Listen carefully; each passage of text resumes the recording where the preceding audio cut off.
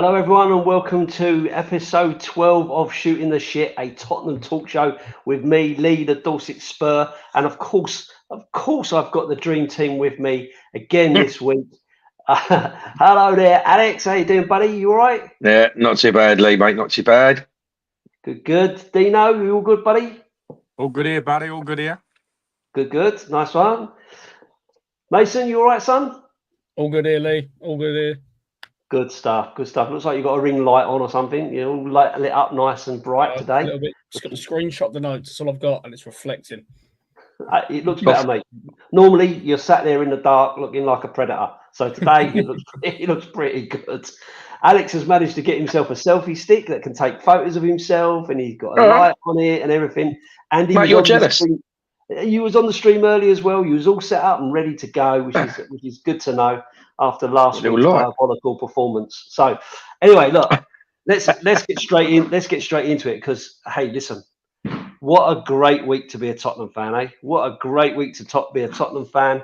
We're all living on cloud nine, walking around with big smiles on our faces, cheering up and slapping each other on the back because it's been such a great week. So of course, we're going to start off by talking about a game against Aston Villa. We will talk about the Manchester City game, and obviously we talk about the Europa League game that's coming up against Galatasaray. But first, I want to talk about Aston Villa. Great to get that win. Really chuffed with that. But Dean, I wanted to start off with you because I've done a review myself, but I just kind of wanted to get your view on this. Aston Villa's style of play on Sunday. Was you shocked by that, or is that how they play? Because I was totally shocked. Yeah, the amount of time wasting was absolutely ridiculous. It really was, especially Martinez. He's just been given, is it the goalkeeper of the year or something like that award? Did the Aston award?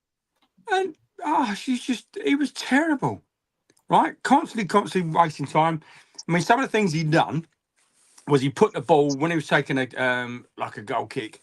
He'd put it the other side of the line, knowing that the ref's going to tell him to turn and sort of put it back behind the line for no reason. Because Aston Villa are good football inside, so it made absolutely no sense. As soon as they was touched, they went down. I blame a lot of that on Chris Kavanagh because he gave them everything. As soon as they went down, they was rolling around on the floor. Morgan Rogers, man, that guy is on the deck more than a carpet fitter. It's unbelievable, man, the amount of times he was rolling around on the floor. It's ridiculous. That ref was shocking.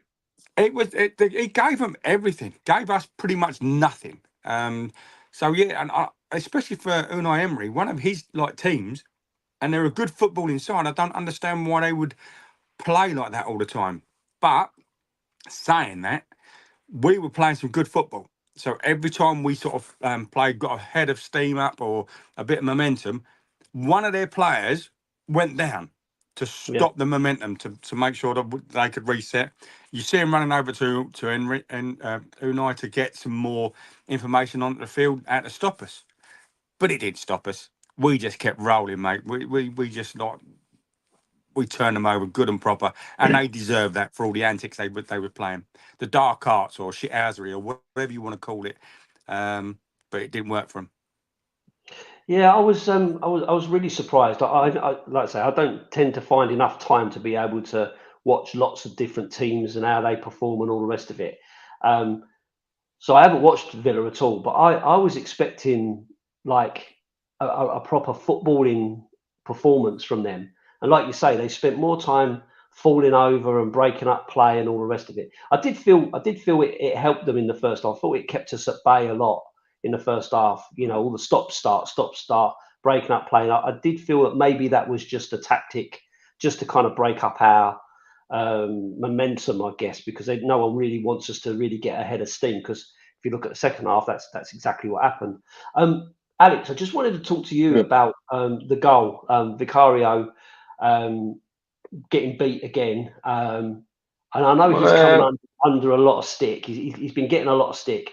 So just kind of, I had my own view on it, which I've kind of voiced. But it'd be interesting just to hear you. What was your view on Vicario certainly his overall performance, but maybe around the goal. How did you feel about that? I think he was. I think his performance throughout the match was good, except for the goal.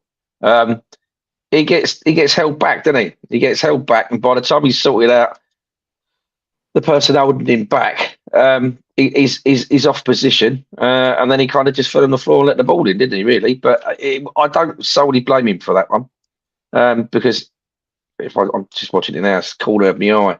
You know, he's bullied. He has been bullied off the line again. He's been held back, and by the time he's got in position, he's just popped it in because he's just fallen on the floor. So yeah, I think he's still got to be stronger in the box.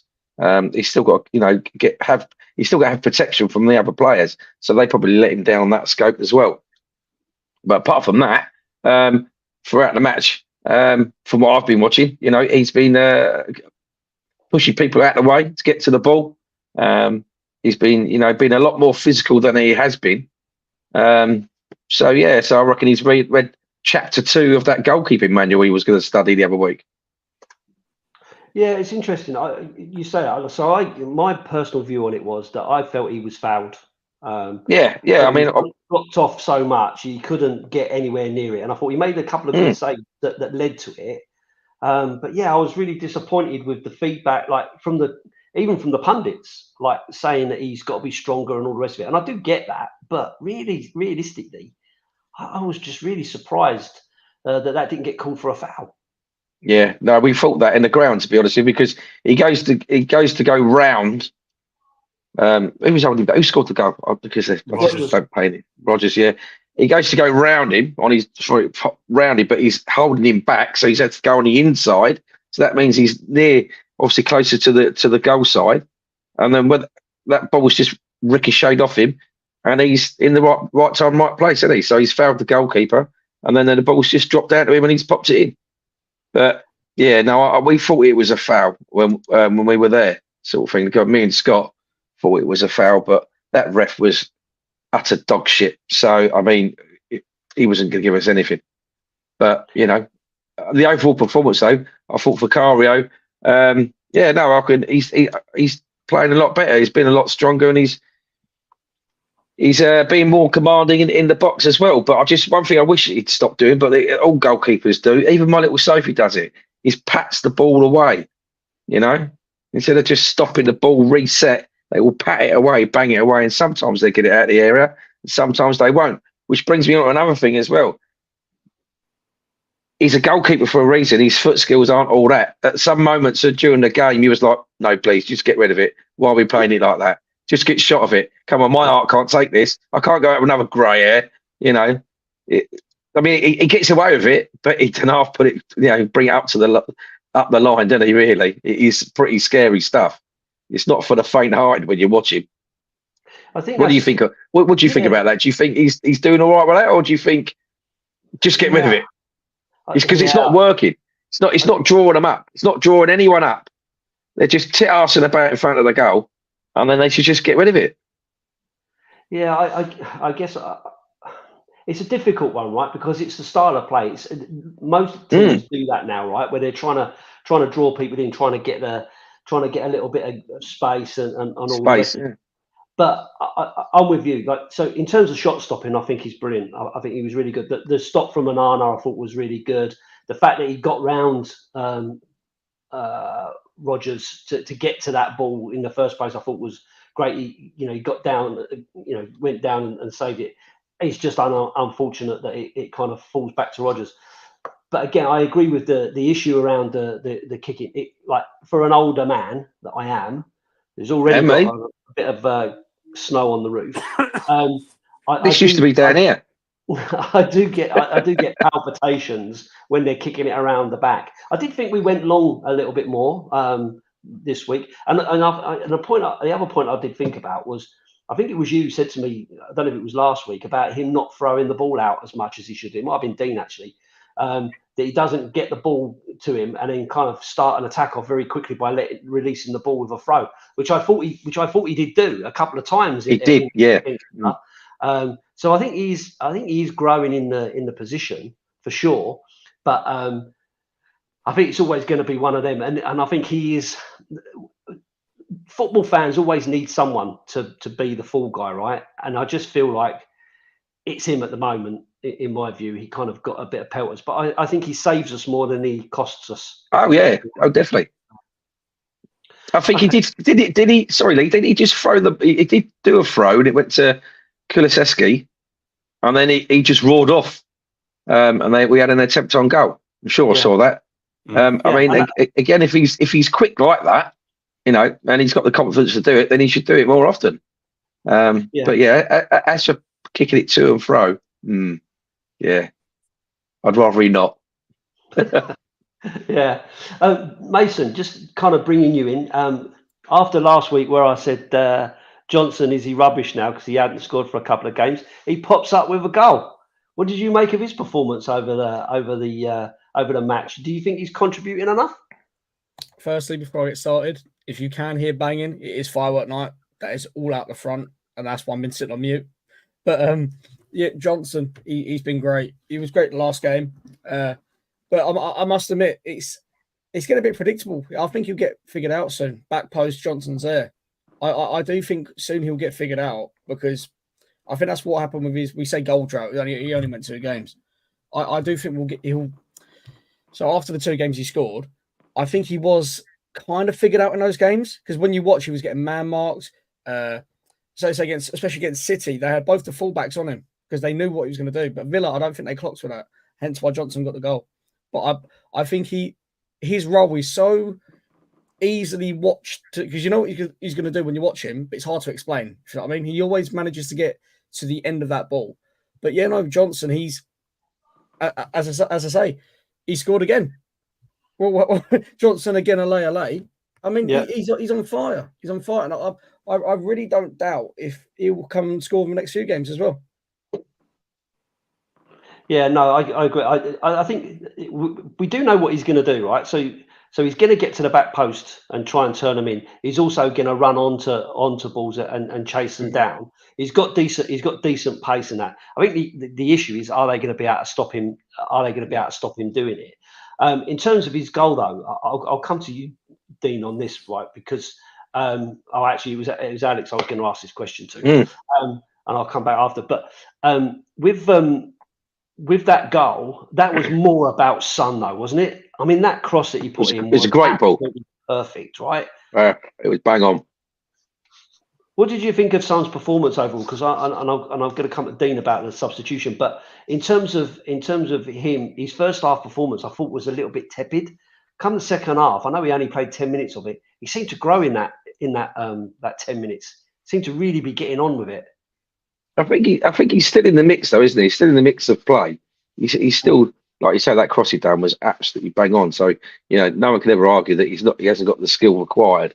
Don't know, mate. He never looks happy on the pitch, does he, Dean? He always looks miserable, sort of thing. But I thought his performance was okay. He was in the mix. He did what he had to do, like on most occasions, like he normally does. Bit dubious when he got substituted, but then if you like Dean will probably say, that turned out to be the right decision. I think Mason said to me that he's only got about 60 minutes in him. Is that right, Mason? You said that Ange Postecoglou said that? Yeah, Ange said that he's not at the moment right now to be playing anything longer than 60 minutes, and that's when he realised to take him off because, again, we don't want another playing against West Ham and getting injured. So maybe that's playing like a psychological game with him, or maybe he's just taking a bit of time to warm up. But he's always entertaining to watch, and every time he's got the ball, he does try. He does try his best, obviously. But no, I thought his performance was okay. I thought it was good. Yeah, I just thought that the first half it wasn't just him. To be fair, I think the first half it was rather flat. We were kind of playing in front of them, and I guess that goes back to the point we were talking about earlier with Villa being so physical and so kind of shithousery and stuff like that. Dean, was you surprised when Son was taken off after the sort of starting to really dictate the game? Was you a bit annoyed about that at the time?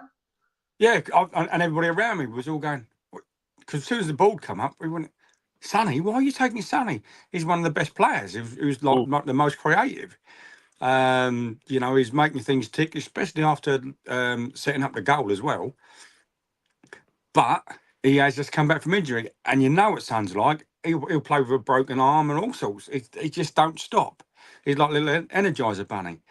So obviously, if Ange knows him and said, "No, I'm going to take you off. I'm going to take you off." Obviously, he hasn't told Sonny that. And for him to be so pissed off, you could see him like it looked like he was swearing to me when I watched it on Match of the Day later. He just seemed so pissed off. But I'm happy about that. That's what you want from your players. You don't want them to say, "Oh, great, I'm off." You know, you want them to be, "Why'd you take me off? Look at what I'm doing." So yeah, I'm happy. I'm happy that he was fed up with being taken off. But again, hindsight, mate, is brilliant because we go, "Oh, why have we done that? We need another goal." And goals came, mate. Doesn't, you know? So Ange knows best.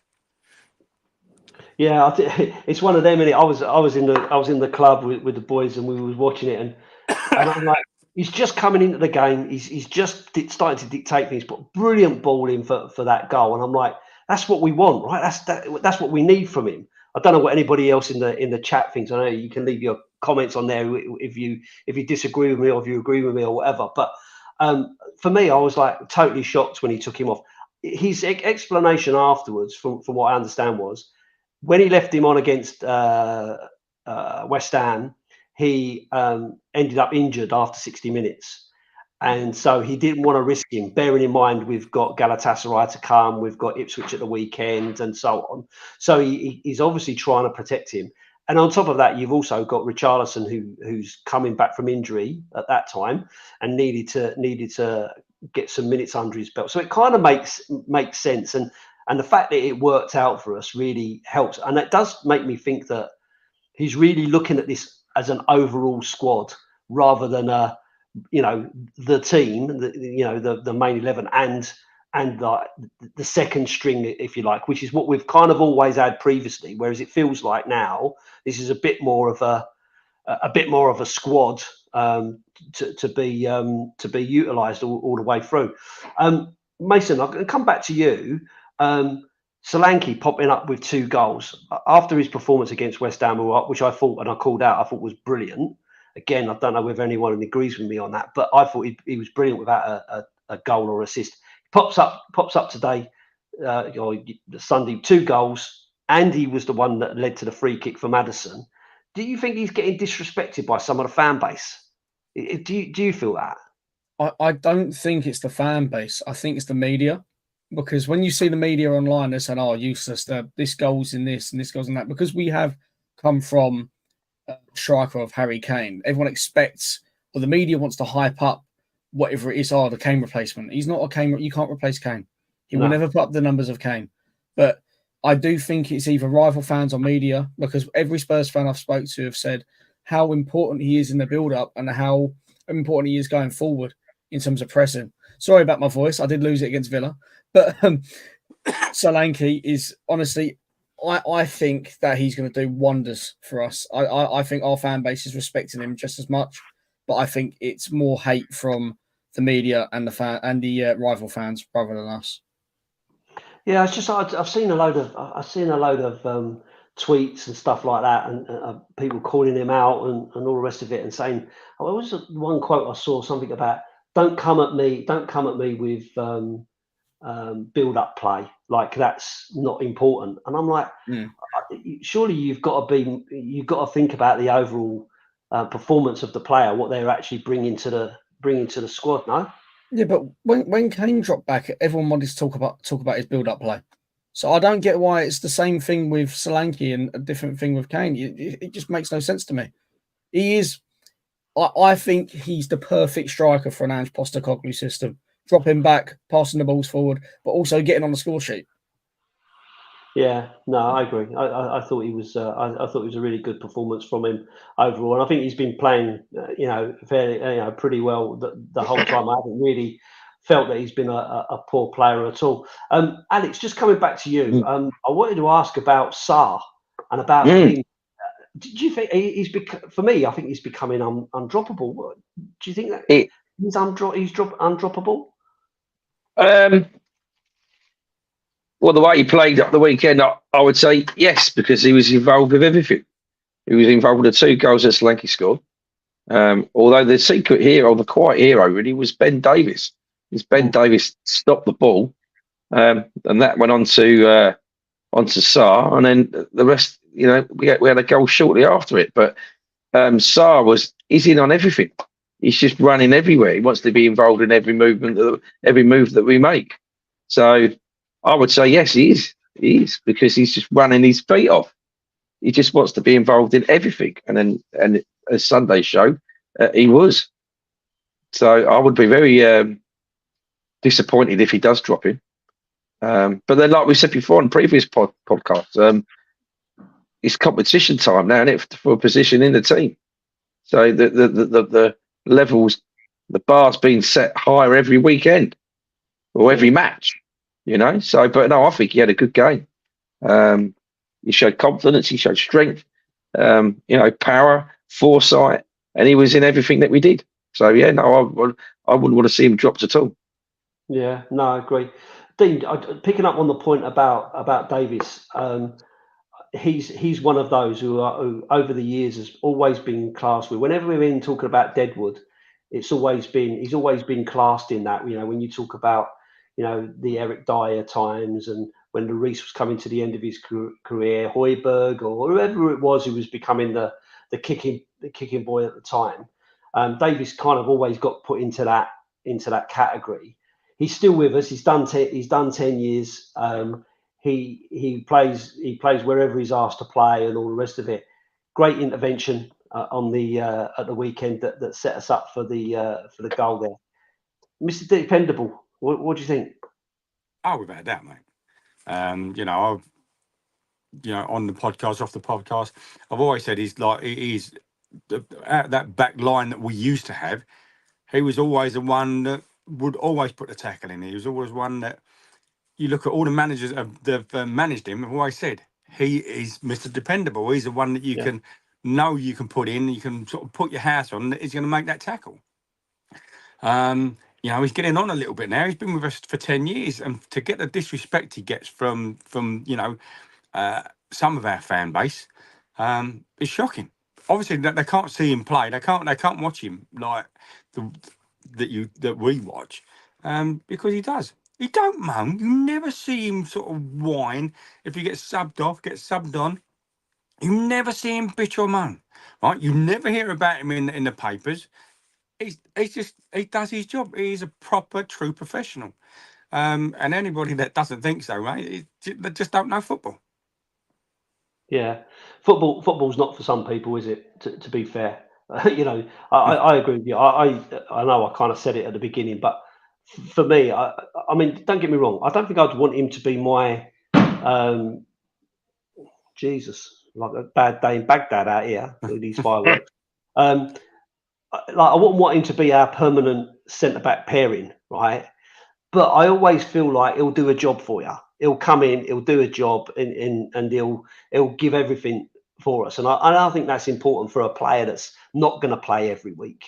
I think to be able to come in and just keep that going, I think is credit to him. And as you say, so many managers that he's played for, none of them have wanted to sell him, and everyone's wanted to have him in their squad. So there's got to be something about him, right?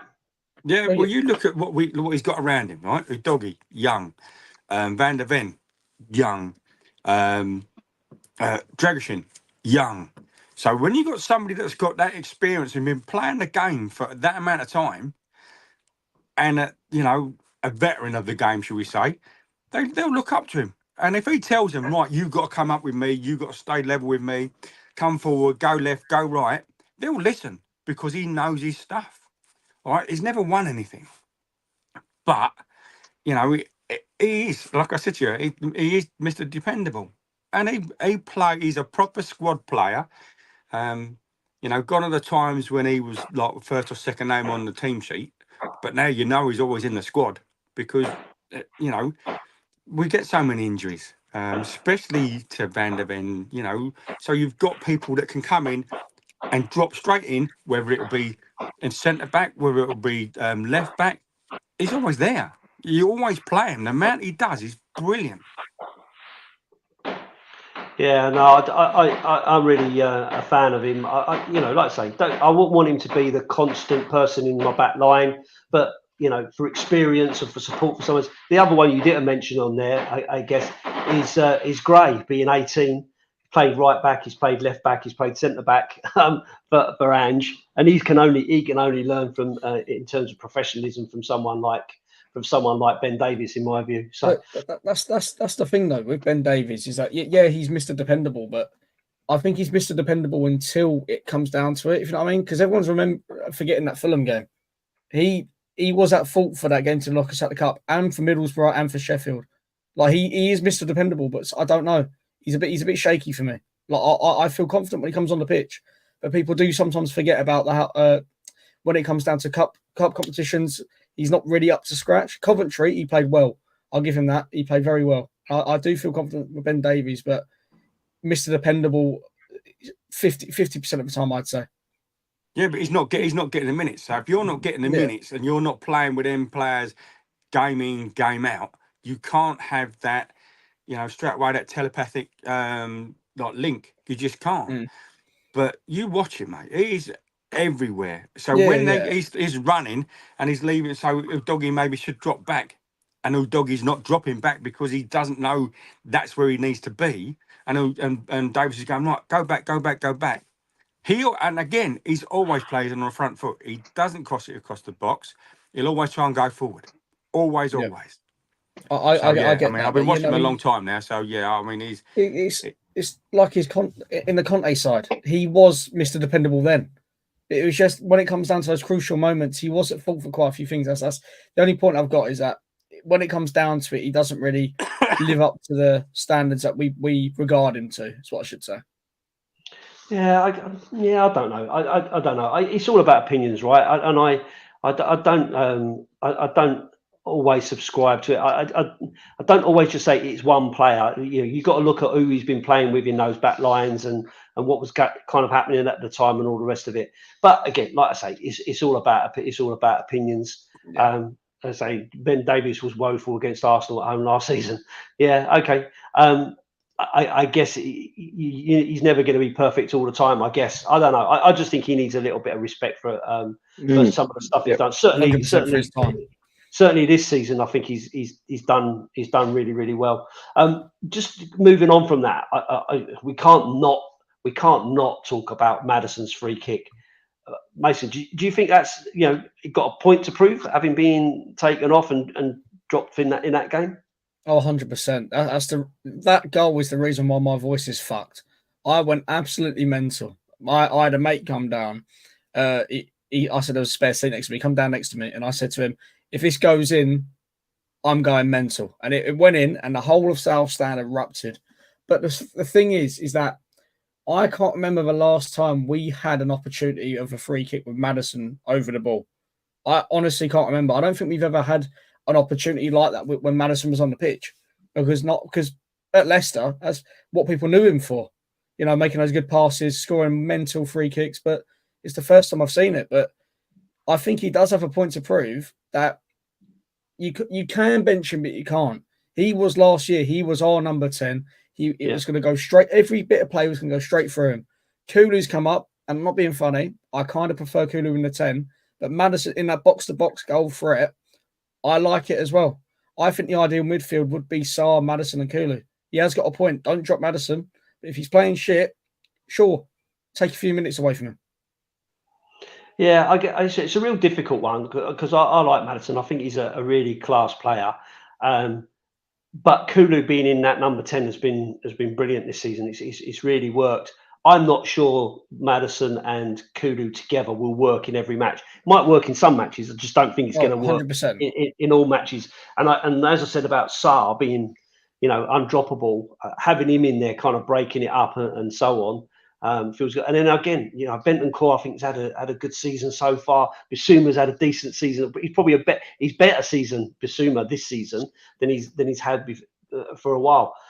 Dean, come to you about the free kick. What was your vantage point on that? Was you going radio rental like Mason, or was you all calm and collected? Yeah, I was lucky enough. I was banging line and you could see what he was going to do. You could see it. He was just waiting and waiting. And soon as the ref was putting his whistle to his lips, he would have Bosh. already started because Martinez wasn't set. He was kind of like half set. He was still sorting things out. The wall wasn't set, and he went, bam! The second that whistle went, he didn't wait till everybody else got there. He was straight in. So very, very cute by Maddison. Yeah, absolutely brilliant. I mean, they deserved it. They deserved to get smashed because of the amount of shithousery and the amount of time wasting they done. So it was their own fault. You know, they were architects of their own downfall, to be honest.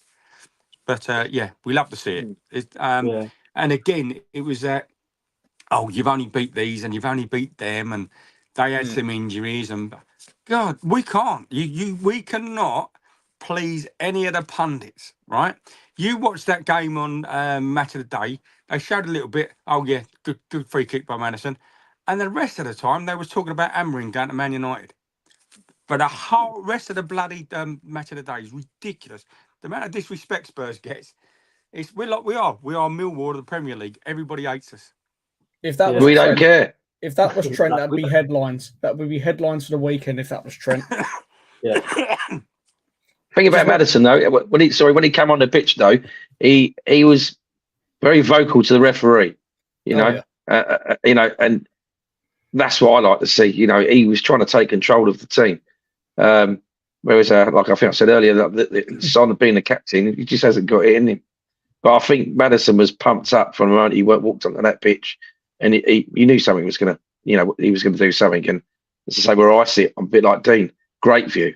It was amazing to see it, but it's all about the timing. He done it so quick. They didn't know where to hit him, and like Dean said, they deserved. I think they rocked up thinking they're the dog's bollocks. Do you know what I mean? Because they're doing very well in Europe and all that. Look at us. Look at us. No. First half, I think they schooled us a bit. Second half, we showed them who the daddy was. That's for certain. Just what Dean was saying about the wall wasn't set up. It's a different subtopic. Brennan Johnson rattled the fuck out of that defence and Emmy Mark where I was sitting. So at the start of the game, everyone was booing. Do you remember the head injury? Went down, time wasting. Oh, everyone was telling Brennan Johnson, don't give the ball back. He's being a prick. Don't give the ball back. Brennan Johnson gives the ball back. Emmy Martinez, thumbs up, whatever. But then Emmy Martinez started time wasting and he was doing it the entire game. But then when we went 3-1 up, Brennan Johnson was doing every bit in his fibre to piss off Martinez. Martinez was sitting there going to Duran. He was going to Duran, move right a bit. Johnson's moving right with him, so Duran can't see what he's doing. And the whole wall was in disarray. And I kind of think that's why it went in. But even Brennan Johnson to the point where the ball went out for a goal kick, booted it away. Don't know how the ref didn't book him. Booted it away, picked up the ball at one point and went to go give it to Martinez and threw it behind him. He was doing it all game. And I loved it. You love to see a bit like what Richarlison does. You love to see your players piss people off.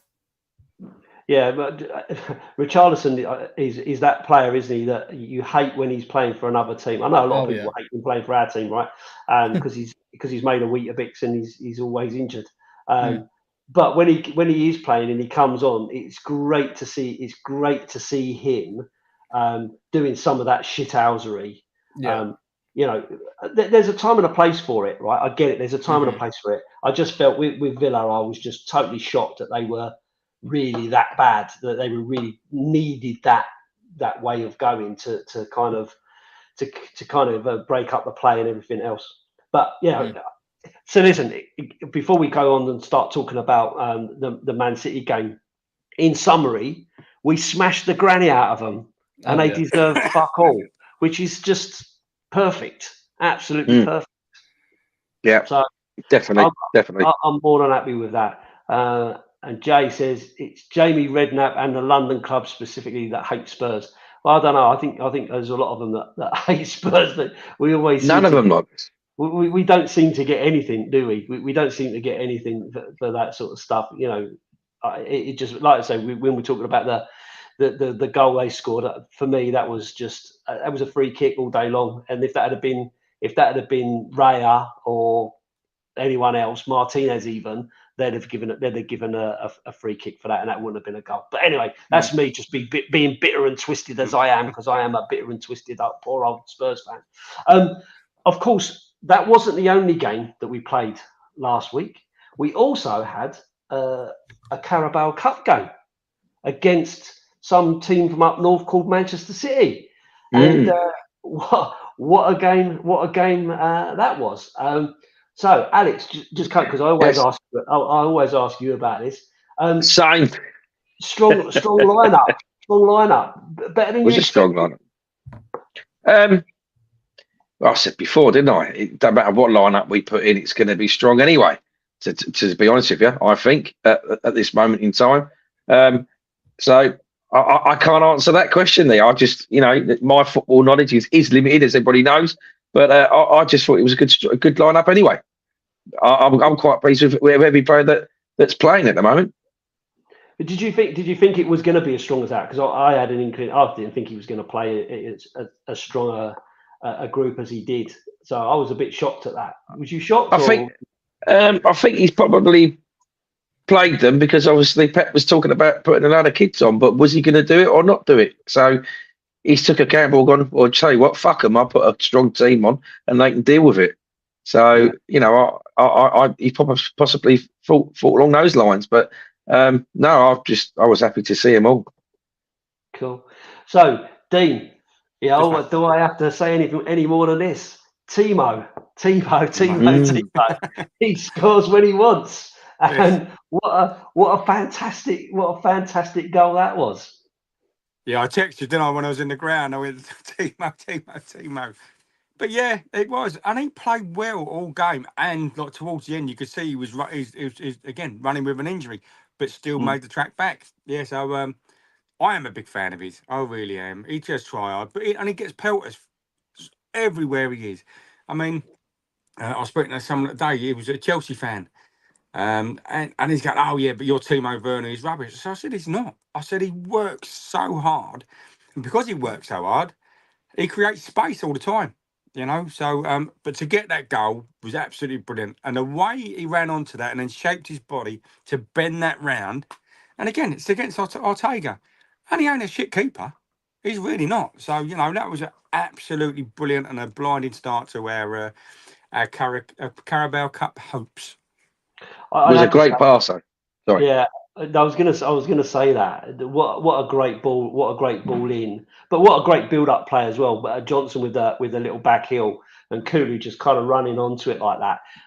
Play that bit. When that ball went across, I was not expecting him, if I'm being honest, to actually bury it the way it did. I'm just going to put this comment up here from Colin.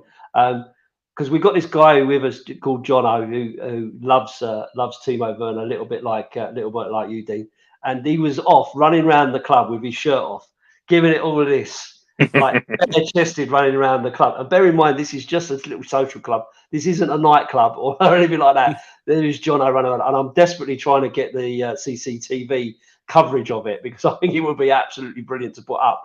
But it meant so much. The point I'm making is it meant so much for him to score that goal because I know he gets disrespected a lot and he gets picked out a lot by Tottenham fans and that, and myself included. I've been really critical of him, but we're all willing him to do well. We all really want him to score that goal, and when he scored that goal, it was like a relief, like a massive relief, and it's almost like when your wife finally pees on that stick and it comes back not pregnant. It's like that feeling. You think to yourself, wow, fantastic. Life can go on. It can't get any better than that. So for me, I thought it was absolutely brilliant. And like you say, I think he's had some decent moments, even in other games. I was just the one where we took him. Was it? I can't remember who it was now. There's so many games now, but where Mikey Moore came on and basically felt like he'd basically pushed him out the door, but for him to come back and score like that shows a fair bit of character, I think. So yeah, like him a lot. Got a lot of time for the man. It's just strange because when everybody else comes out, he doesn't seem to be part of the team. I don't know what it is. The other, I can't remember what game it was. It might have been Carabao or perhaps. They was all in a huddle. And he was just like kicking the ball about, and then go, oh, that's me. I've got to get in, and sort of came into the huddle, sort of kind of late. End of the game when everybody else is doing like the celebrations, he walks off. So there's something else going on in the lad's head.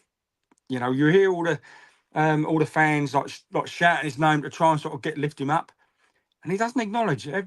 It's just odd. I don't know what it is. I mean, his English is perfect, so it's not like he can't understand them. So yeah, there's something else going on in the background. We're yet to find it out, I think. Yeah, it did feel like though that the players on the pitch all went over to him. Everyone was really, Yeah. really happy for him. So it doesn't feel like it's that they're trying to exclude him or anything like that, or feel like a rift or anything. Maybe it's just his character. Maybe he's just a really shy guy. I don't know what he was like at other clubs or whatever, but you know, maybe. Mason, I'm going to come to you because the other thing, big thing I wanted to talk about was Mickey van der Ven's injury.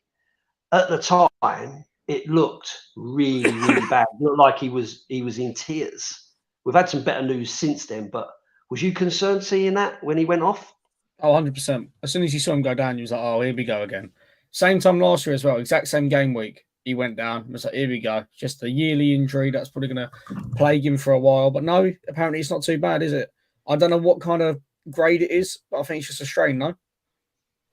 Yeah, I mean that's what the kind of feedback's been since, is that it's not as bad as first expected, and he's likely to be out for obviously the weekend and this week. Then you've got the international break, so potentially he could be back after that. So what I'm hearing is he's back for City away. So we take that all week. So I'm just trying to read there's a comment on there. I'm just trying to work out if it's related to what we've just talked about. Okay, Alex, just come back to you then, because I know we've talked about Sarr in the previous game about being undroppable, but what a goal! What a goal from Sarr! All right, but look who set it up again. So it was Kulusevski again, wasn't it? He took the corner. Is it Timo who gave it to? Knocked it back to Kulusevski. Sarr's in so much space, you know, and I think a few of the City players must have been in their keeper's view. But yeah, what a great goal! But he's got so much space. But yeah, he weren't going to stop that. It was a great goal. Great again, you know, we always moan about set plays and all that sort of stuff. That particular one come off quite well. I mean, the keeper I don't know what he was doing. I don't know if he was thinking of his missus or his girlfriend or whatever, but as soon as he hit the ball, it was too late. As soon as Sarr hit that ball, you knew it was going in because he just reacted too late. It's a great goal. I just think that's a bit of individual brilliance, from being honest. I've never once seen us try and attempt that on goal before. Not last season. I just think it's a bit of fuck it, I'm going to hit it. Yeah, no, like I said, Kulusevski again, though, Mason. You're always going about how great he is, and that's a prime example. You know, from taking a corner to having two touches to Sarr, whacking it in it was a low ball, wasn't it? I mean, the keeper's obviously he's a tall bloke. He's got to be really quick to get to the floor. But as Sarr hit it, you just knew it was going in because he was just in the way with the fairies. But no, it was a good goal. Good goal. I kind of seen similar goals. If you go back, being an older gentleman, if you go back to the Sheringham goals from the edge of the area, we've seen that a few times in the past. But I have to say, how he hit that, it was kind of going. It looked like it was going out, and it kind of bent all the way in. I mean, he hit that so sweetly that I don't think if you'd have had two keepers in there, they'd have caught it. To be honest, it was such power and such precision that it was just. It was the bend. Yeah, just watching it now, Lee. It's the bend. The bend on it is amazing. Yeah. So you know, I mean, the outside and kind of curls in. Right? Yeah. Comes right out and then bends in. Yeah. So yeah, I think they must have been practicing that. But yeah, Kulusevski again, great player and a great finish. There's not a lot else you can say about that, other than their keeper should be waking up a bit earlier. But we don't want that. And having his brother in with him to help him out there. Just coming back to I've just realised what the comment was. We were obviously talking about Timo Werner, and Jas Raff here said he needs to go in Jan, need an upgrade. Don't rate him. Of course, he had perfect weight and direction for him. Just needs to make contact. Didn't see much else from him. think that might be a little bit harsh. I do get it. I think it is about. It's a bit like the Sonny thing where Son played that ball into Johnson that he basically couldn't miss it. Right, it was all about the cross, and I think that's probably very similar. Very similar in terms of him, being able to put that in. But with the defender running out at him, to be able to keep that composure and hit it as sweetly as he did, I still thought he had a bit to do. But again, all about the cross, right? And say Kulu again with the same with the Sarr. It's all about the cross, and Kulu is, Kulu is Kulu. He's been amazing, amazing so far this season. Dean, coming back to you, in that game, I'll be honest with you. For most of that game, it just felt like we were just soaking up pressure the whole time, and that a goal was coming from City. Was you on the edge of your seat, biting your fingernails, or was you calmly just sitting there going, "Oh, no, this is all right"? Yeah, a bit of both, because I think we played really well. I mean, we're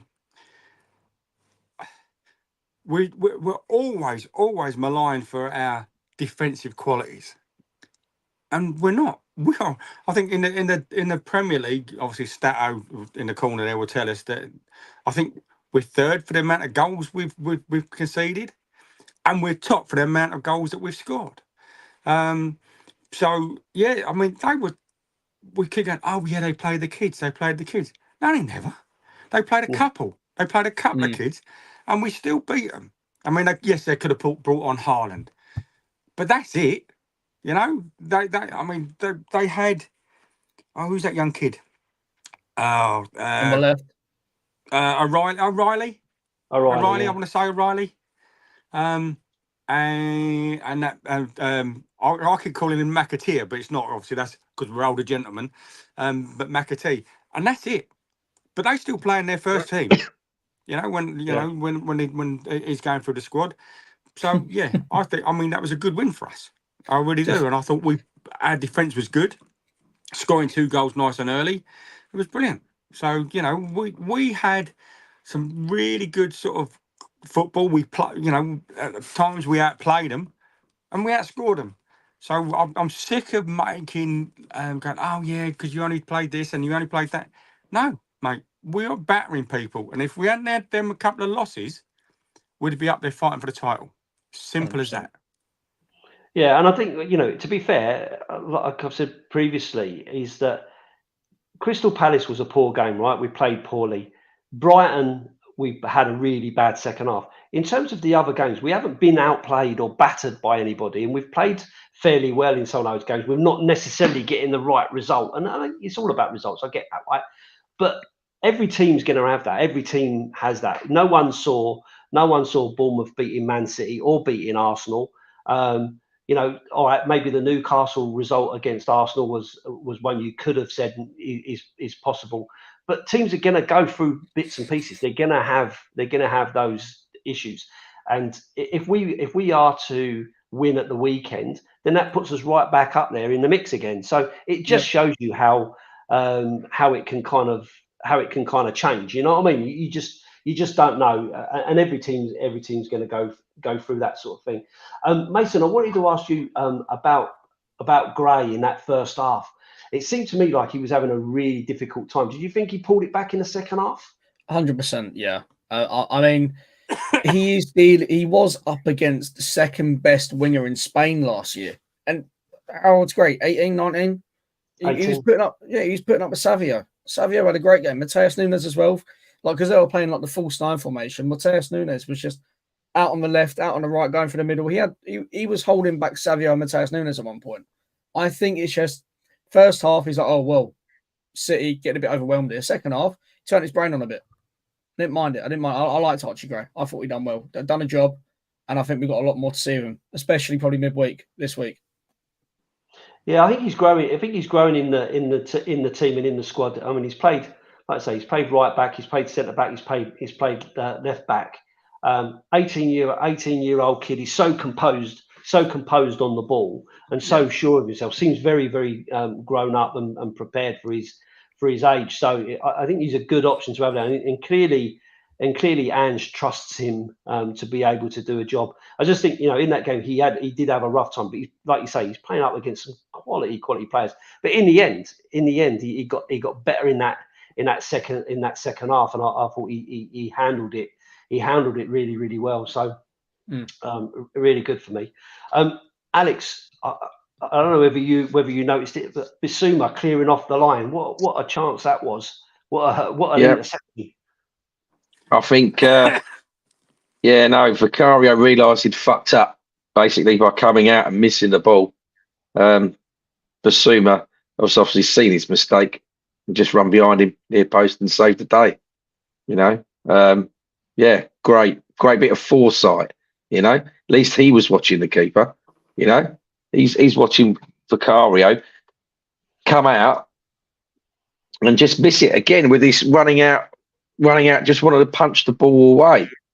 But you can't do it all the time. And then, like I say, my little daughter does it, and you can see the ball's just gone it's just gone over him, and he's stretching out to try and get it, and he's realised he's fucked up. And Bissouma's watching him, and he's just come on behind, and then near post save from Bissouma.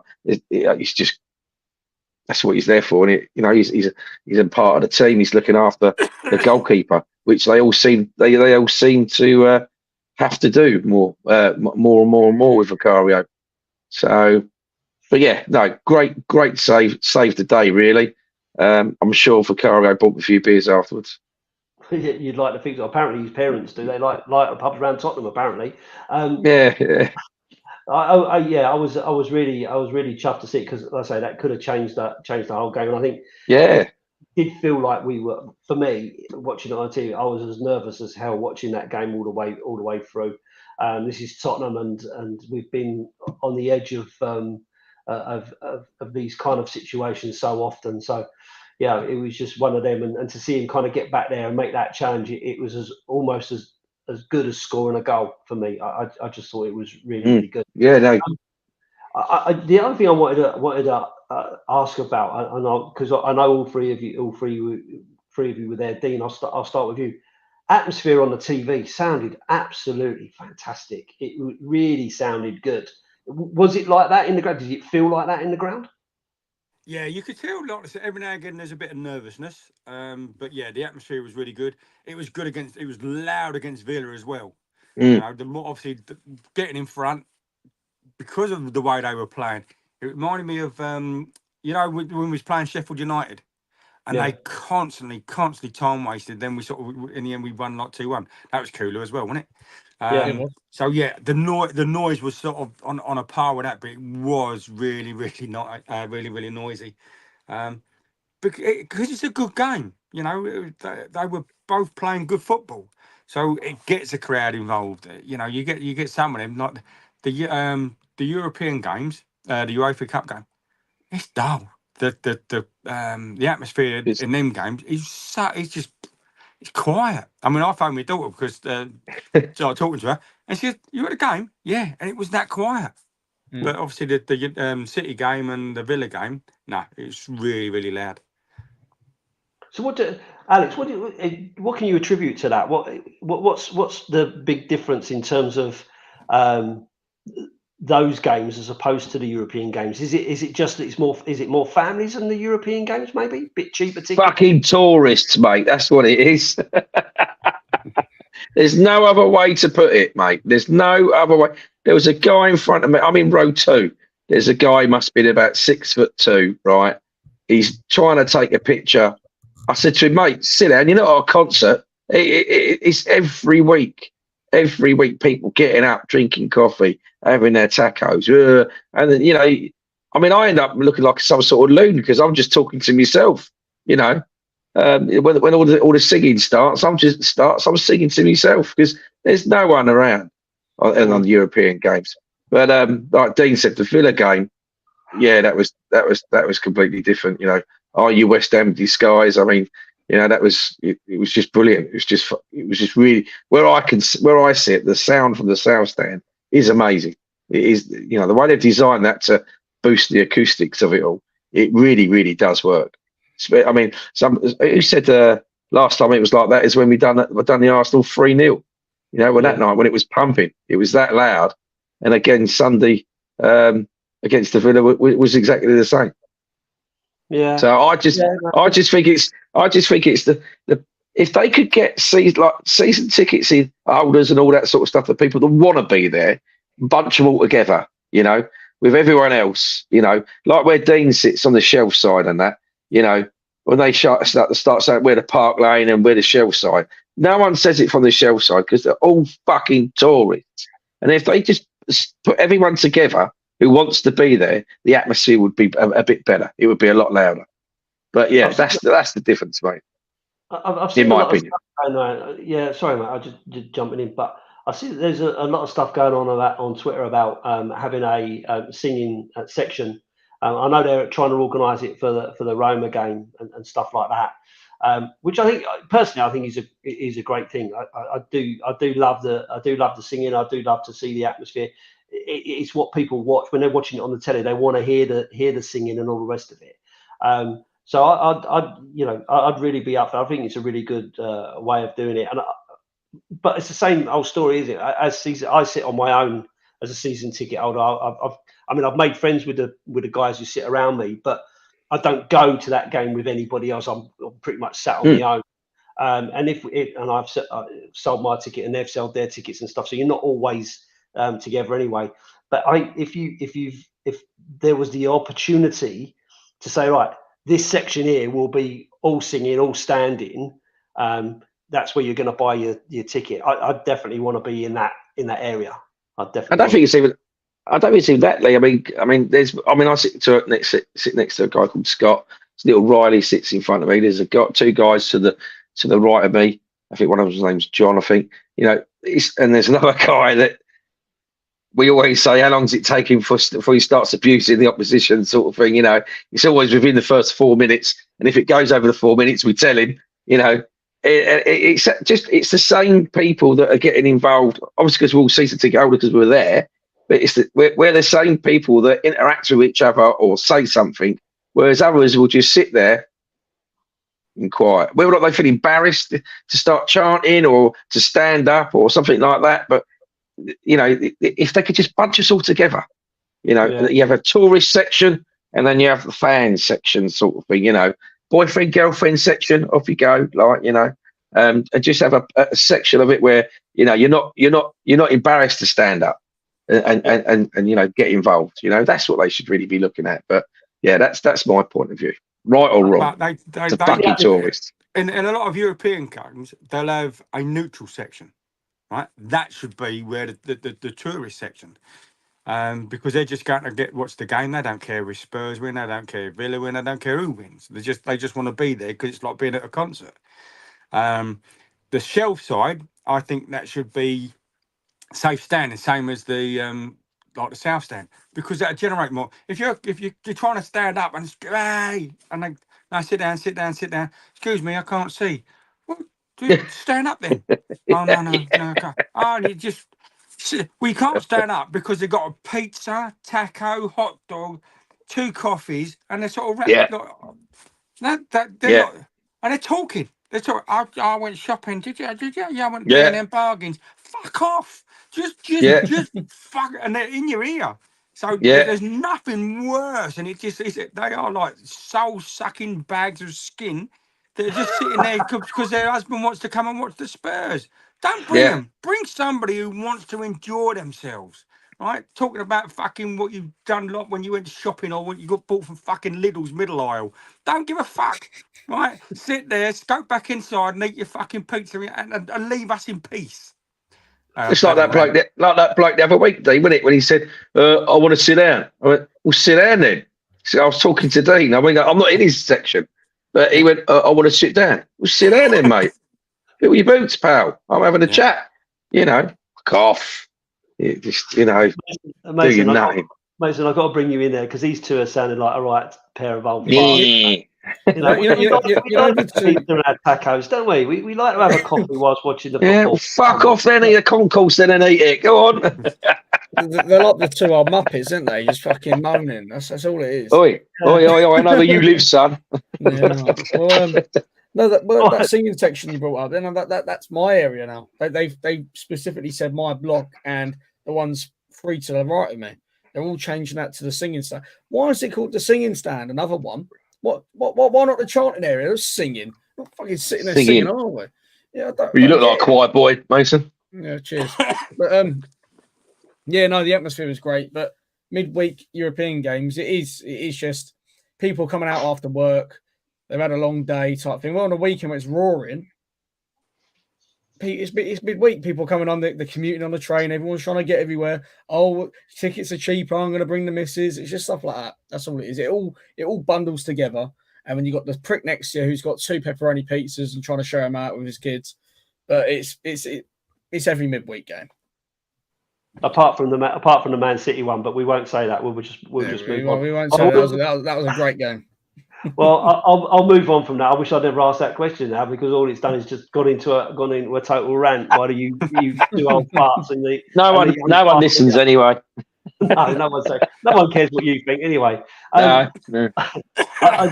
A couple of last bits and pieces, because I do want to touch on Galatasaray. And I know we're kind of running over, but Dean Solanke at the end of that game looked absolutely fucked.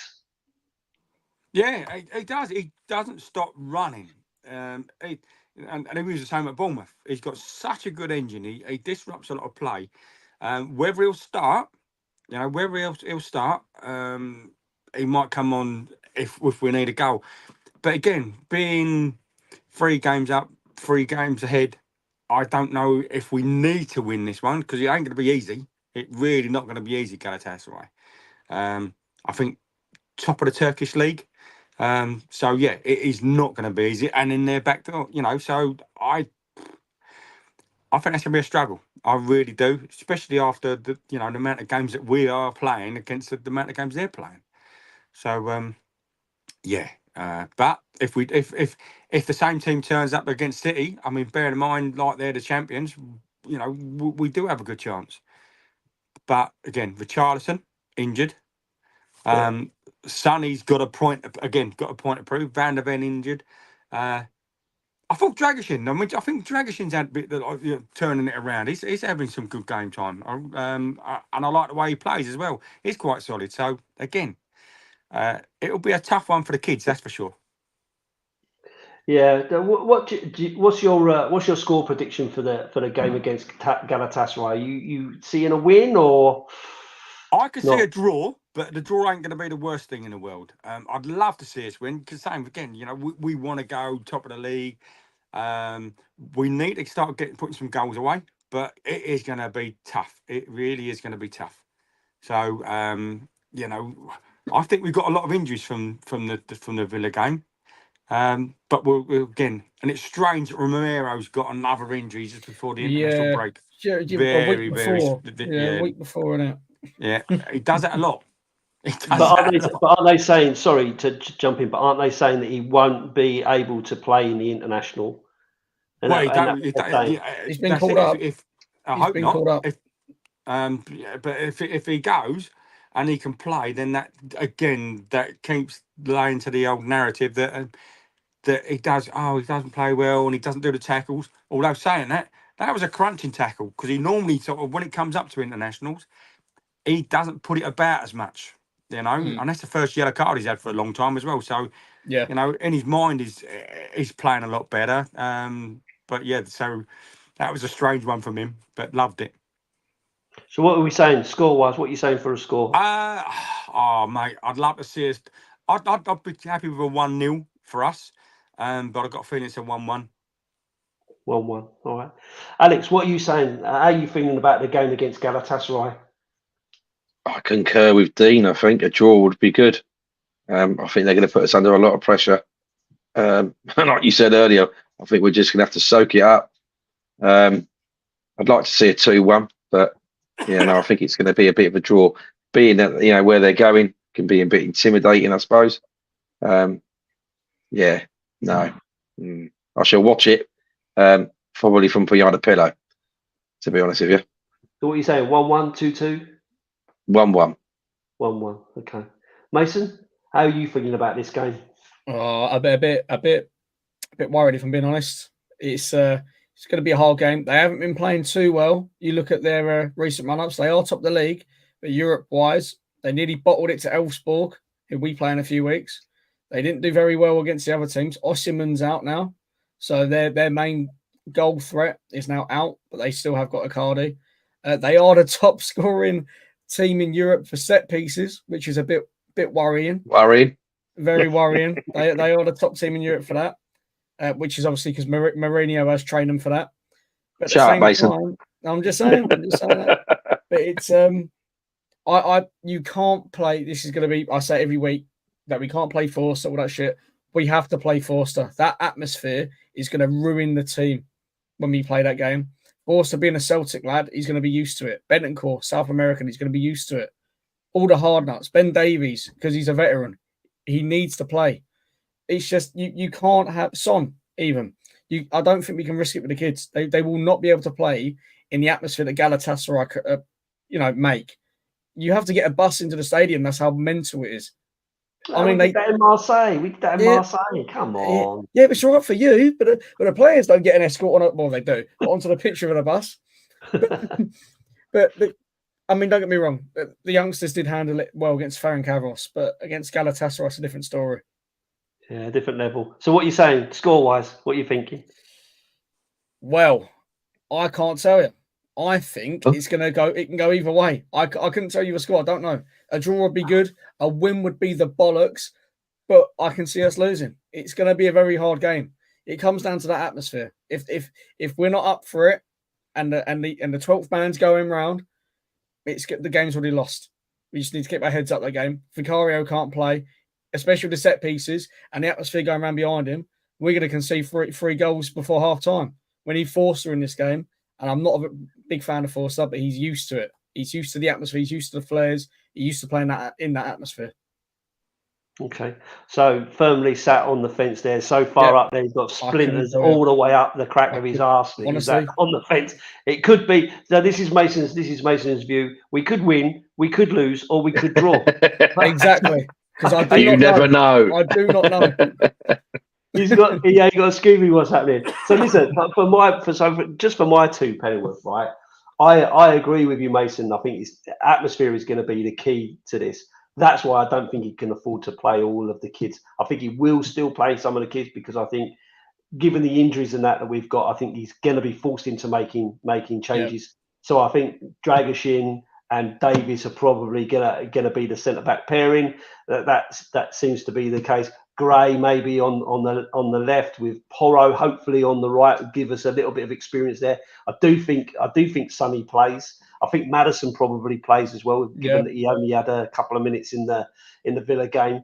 Up top, I think we've only really got Solanke with Richie being out. So I think unless he's going to go with Lancashire, which I can't see that, but you just never know. So I think it'll be a bit of a mix either way. I think it's going to be a real edgy game. Yeah. And I think we're going to score.